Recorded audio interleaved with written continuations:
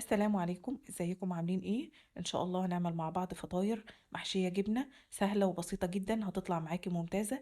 الفطاير بتاعتنا طرية طرية جدا، هشة خفيفة، قطنية حاجة كده ما شاء الله، مش هتشبعي اكل منها. اللهم بارك، هتحتفظي بيها اطول وقت ممكن، حتى لو مش هتحتفظي بيها في التلاجة تفضل معاكي اطول وقت ممكن بره التلاجة، زي ما هي كأنها لسه مخبوزة حالا.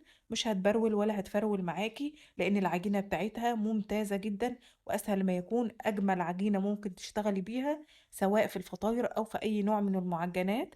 اهم حاجة تابع معايا الفيديو للاخر، ولايك للفيديو بتاع النهاردة، وكمان اشتراك في القناة. وتعالوا كده بينا نبدأ ونسمي الله.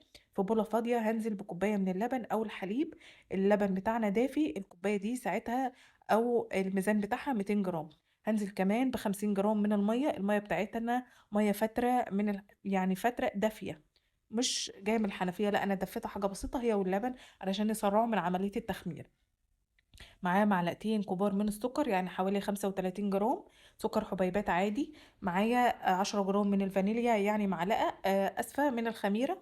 معلقة الخميرة بتاعتي خميرة فورية، لو هتستخدمي خميرة بيرة هيبقى يكون مكعب 7 جرام، لأن مفعول الخميرة البيرة أقوى شوية من الخميرة الفورية. تمام، هخلط المكونات دي مع بعضها وهتلاحظي ان في فقاعات، يبقى كده اتأكدي ان الخميرة بتاعتك جودتها ممتازة.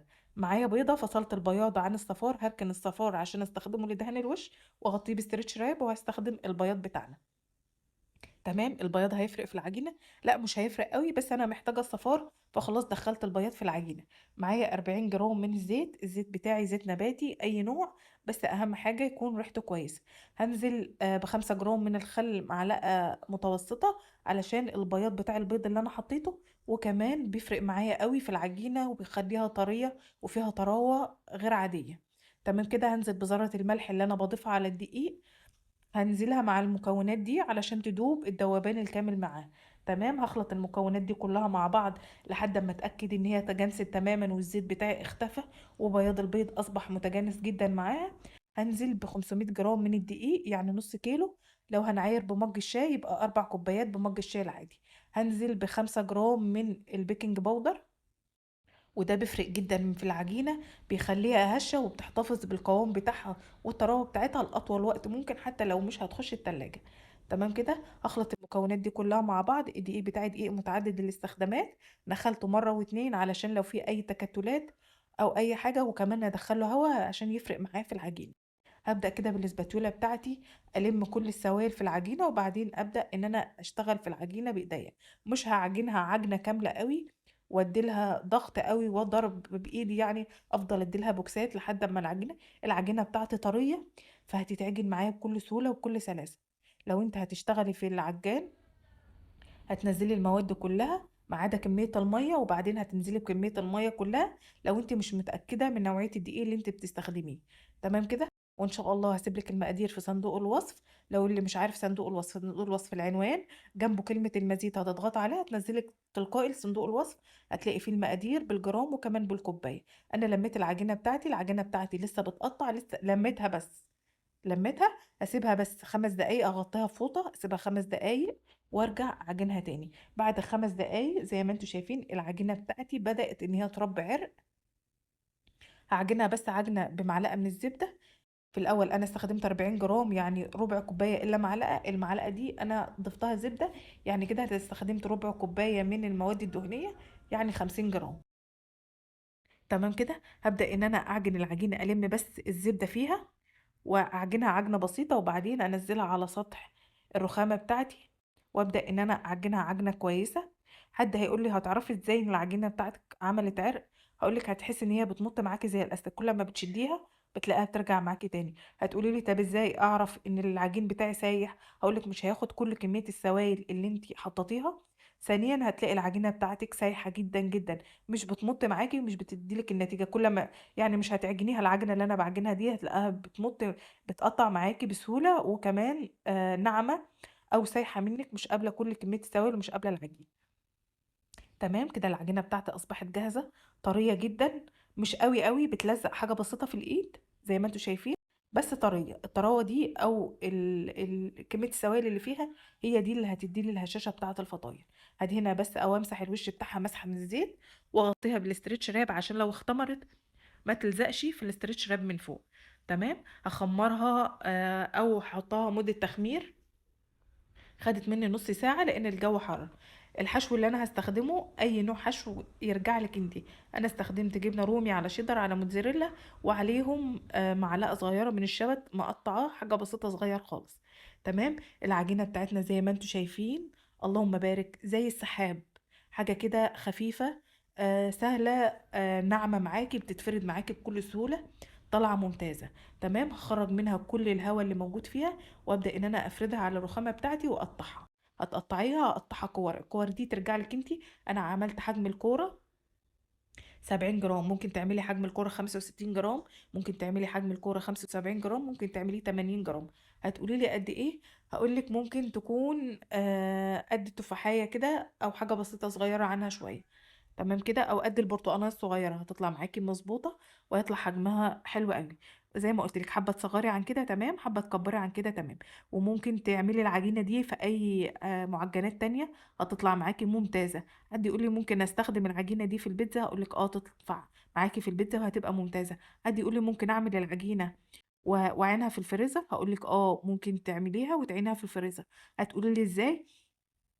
هتعجني العجينة وهتسيبيها ترتاح شوية، وهتختمر معاكي، وهتخرجي الاختمار منها، وبعدين تقطعيها. يعني مثلا النص كيلو هتقطعيه 4 تربع، وهتعينيه ارباع في الفريزر. وقت ما تيجي تستخدميه هتطلعيه، هتسيبيه يفك من التتليج بتاعه خالص، مش هتيجي جنبه لحد ما يفك ويوصل لدرجة حرارة المطبخ أو المكان اللي انت موجودة فيه، وتبدأي تشتغلي فيها. هتطلع معاكي ممتازة وزي الفل. كورت الكور بتاعي زي ما انتوا شايفين. اغطيها بكيس تلاجة واركنها على جنب اشتغل فيها. هتقولي لي هخمرها تاني؟ هقولك لا، مش هنخمرها تاني غير لما نشتغل فيها ونفردها ونحشيها. الحشو زي ما قلت لك ممكن الحشو يرجع لك انت. ممكن تحشيها فراخ، ممكن تحشيها لحمه مفرومه، اللي يريحك استخدميه. ممكن تحشيها جبنه براميلي، اللي انت حباه استخدميه. تعالوا نتكلم عن البدائل شويه، لان طريقه الفرد بتاعها سهله، وشرحها نفسها في الفيديو.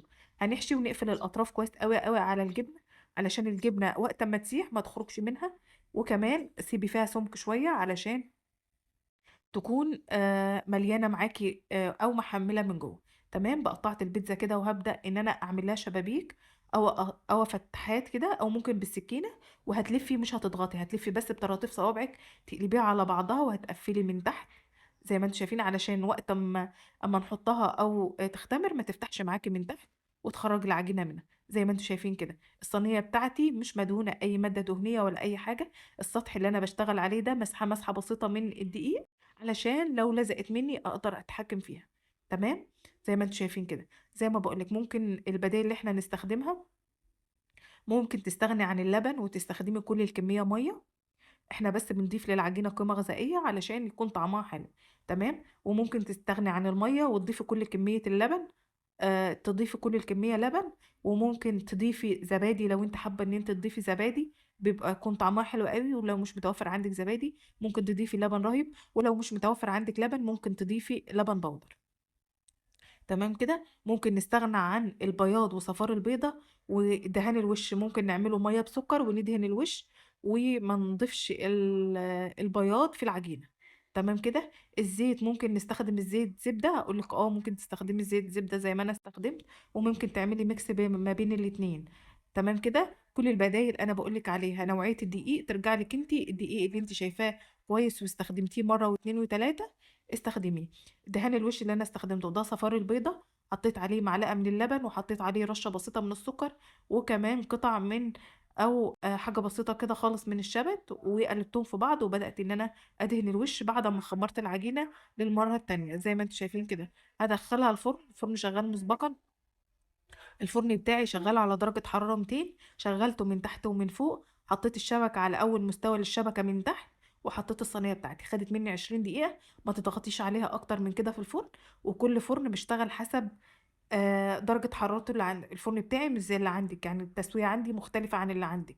تمام. فاشتغلي على المتاح عندك في الفرن بتاعك. انت عارفة أعلى درجة حرارة عندك كام؟ ممكن عندك اعلى درجة حرارة 180 مش زي عندي.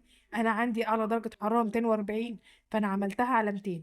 تمام كده، طلعت معايا طرية. سبتها بس ترتاح او ترد من حرارة الفرن، غطيتها بفوطة وسبتها ترد من حرارة الفرن لحد اما هدت حاجة بسيطة. هي كانت لسه لحد الان، لحد الوقت اللي انا بصور لك فيه كانت لسه سخنة.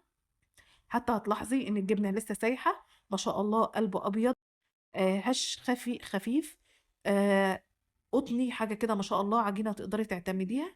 لو هتحتفظي بيه في التلاجة، هتحطيه في كيس تلاجة تسيبيه يبرد، وهتحطيه في كيس تلاجة وتبدأي تحتفظي بيه وقت ما تحتاجيه. هتطلعيه تسخنيه في الميكرويف، هيبقى معاكي زي الفل. اتمنى ان انا اكون وفيت كل جوانب الوصفه، ما كنتش نسيت اي حاجه في التسويه او في الوصفه. وزي ما قلت لك اسيب لك المقادير ان شاء الله في صندوق الوصف لو انت محتاجه ان انت تعرفيها. كده الوصفه بتاعت النهارده تكون خلصت. اتمنى تكون عجبتكم. لو اول مره تشوفوني وتتابعوني، اعملي اشتراك في القناه، انزلي عند كلمه اشتراك واضغطي وفعلي زر الجرس علشان كل وصفه بنزلها ينزلك اشعار بيها.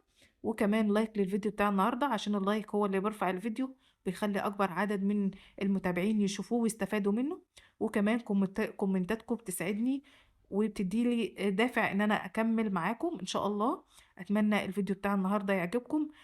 وصفة سهلة وبسيطة، اتمنى ان انتوا تجربوها ان شاء الله، هتعجبكم وهتكون ممتازة.